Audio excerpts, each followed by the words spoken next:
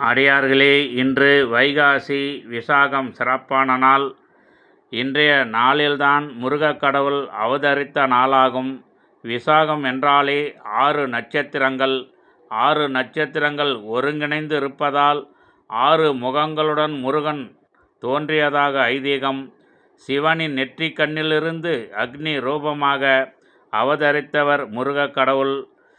இன்றைய சிறப்பான நாளில் பழனி, திருச்செந்தூர், சுவாமிமலை போன்ற அனைத்து முருகன் ஆலயங்களில் அபிஷேகம், ஆராதனை நடக்கின்றன.